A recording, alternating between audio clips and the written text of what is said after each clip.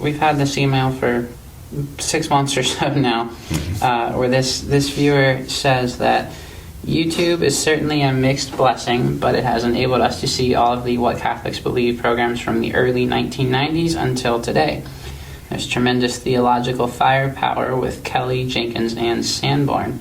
This last is a sensitive. Sounds like a law firm. This last is a sensitive issue.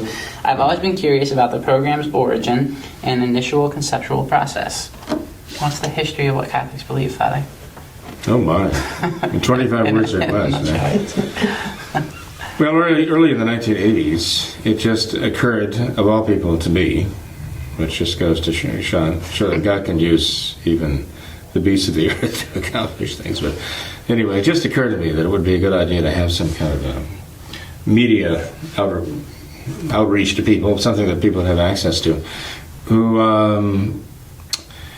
are looking for the traditional faith. They have the traditional faith out there, but they don't know what to do. They're lost. They're engulfed in the modern world and the modernist world.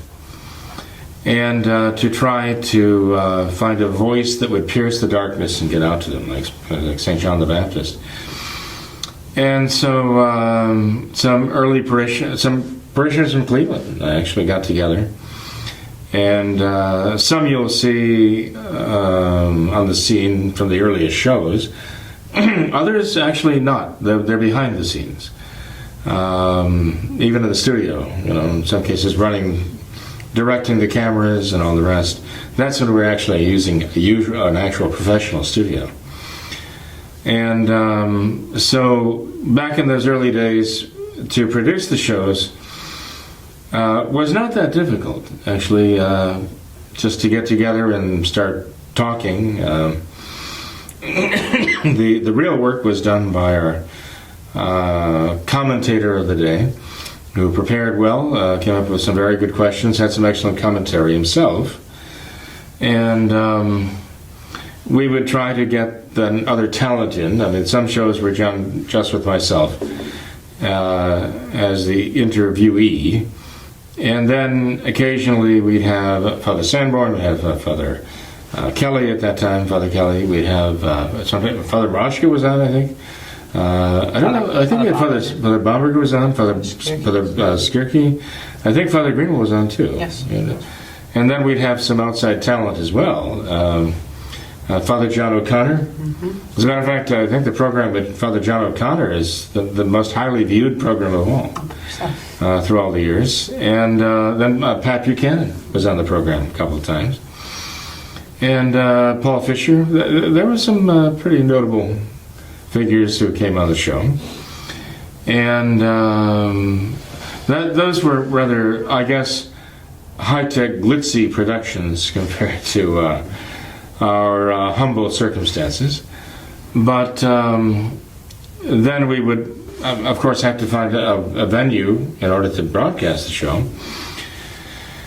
And sometimes we had to go with public access. That would be local markets would get public access. But then, you'd be sandwiched in between some programs that were a little bit marginal, shall we say, edgy, objectionable in part or in whole. So that was certainly not the ideal situation. For a while, we could afford broadcast on Black Entertainment Television, BET, and we were finally priced out of that market. I guess our presence there launched them into a higher level, so we priced ourselves right out of the market. And so eventually we found that it was just impossible to come up with the revenue necessary to stay on cable television. And so with the advent of the internet here, we found another venue. And the program was off the air for a few years. I think it was airing locally in various areas, but it was not a broadcast through any national market. But again, getting an internet channel has changed all of that. Now we can do the show. And there are costs involved, and we do need people to contribute. It certainly does involve debts that we owe, we must pay. So we do need people's support.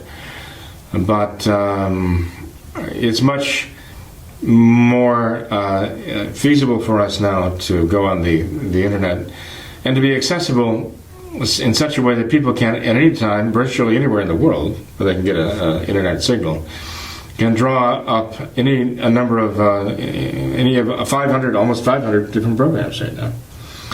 We are very grateful to God for giving us this opportunity and enabling us to take it. I'll tell you, the key has been good people who are willing to do the technical work necessary to make this happen. And, we have good people that volunteer their services. No one's paid to do what they're doing.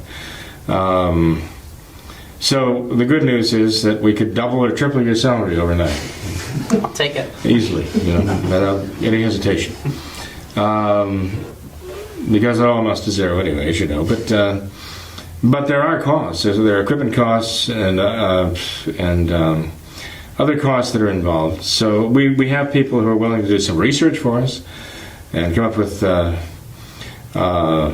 some very interesting information that we can share with the viewers. And of course, the people run the cameras and record everything and then edit it and I guess upload it or download it or whatever they do, and actually get it on the air. So, and then there's yourself. So I appreciate your giving the time and effort also. No problem. Father, I believe I've heard that Bishop Mendez was involved in the early stages of what Catholics believe. I believe I heard that he was a supporter of the... Actually, he was one of the early... Yes, yeah. He was on board with it. He was a type of prelate who would see the value and the power of it. Mm-hmm. And so he was a great encourager for what Catholics believe, no doubt about it. And by the way, over the years, this internet station, for example, we've got www.wcbohio.blogspot.com. And then we have the internet channel itself, which you go on YouTube, I guess it is. Yep. And what do you check? Just WCB Ohio. WCB Ohio. Okay. And then we have the email address wcbohio@gmail.com. wcbohio@gmail.com. Yes. Okay. You see how savvy I am with all this stuff. For those who would want to send an email to us, we'd be happy to hear from you. And just the internet program. When we started on the internet here with these, putting these programs on the internet, we have a gentleman in Ohio who actually recorded all the old programs onto DVDs, not CDs, right? DVDs. And a gentleman here who actually began to put them onto YouTube. And I'm immensely grateful to those fellows who just took it upon themselves out of the goodness of their hearts and their industry, and I'm sure a love for our Lord to make that happen, because it's out of that effort that this grew. And so we started with perhaps getting 150, 200 views for a video in the earlier videos we were producing here.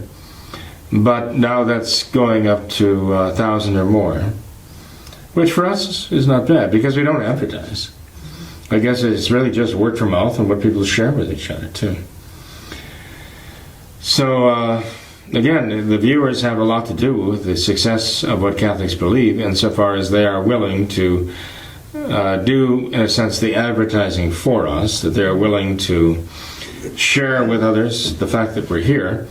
And what I'd like them to do is I'd like them to use it as an apologetic source. I'd like them to think about all the people they know who need answers, who are interested in hearing these things.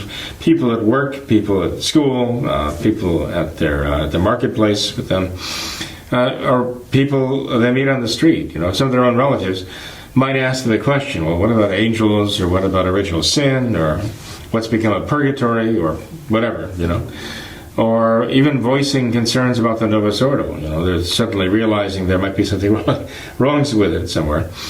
And those who are watching What Don't Catholics Believe can be familiar with the programs enough to say, I know there's a program on What Catholics Believe that would answer that question. So I'm going to, and I guess you can do that, single out that program and send people a link to that program. Yes. And they can then be invited to watch that as an answer to their question. So why not use the resource that's there? Yeah. So many times people are asked questions and they don't know the answers, but they know they can find the answers in various places, and one of those places would be What Catholics Believe.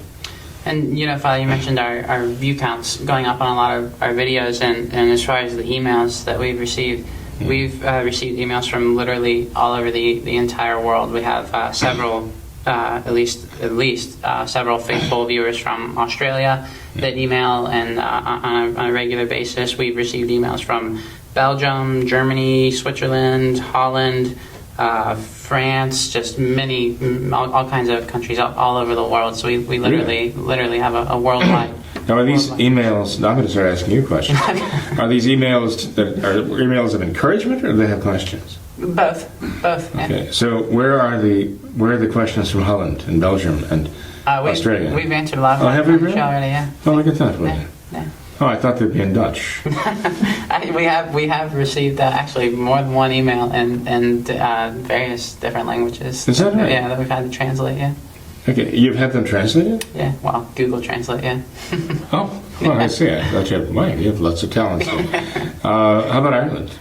Not that I know of. Okay, I've received a couple of letters from Ireland, Okay. Yeah. which I have to respond to. Yeah. But that's good to know. Mm-hmm. Yeah. So,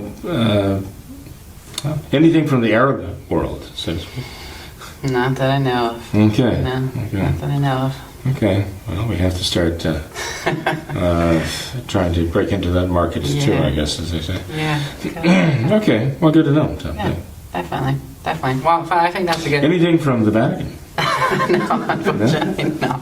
I don't I think thought Francis might write with a question. I don't think we'd want to read what they had to say about us, Father. Oh, I see. I thought Francis would write to see if we're open for the surprises of the Spirit. Yeah, I guess not.